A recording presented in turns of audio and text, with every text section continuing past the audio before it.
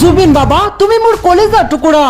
বাবা তুমি আমার কলিজার বথা, তুমি কলিজার বথা।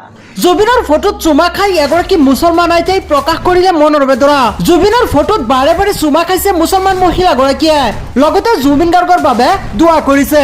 কৈছে জুবিন বাবা তুমি মোৰ কলিজাৰ টুকুৰা, তুমি শান্তিত থাকা।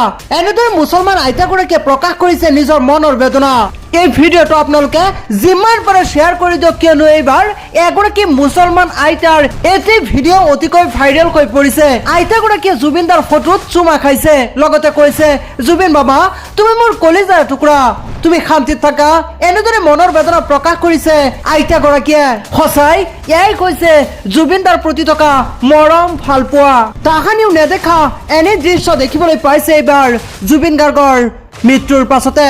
সঁচাই এয়াই কৈছে এগৰাকী শিল্পীৰ প্ৰতি ৰাইজৰ সন্মান, শ্ৰদ্ধা আৰু মৰম।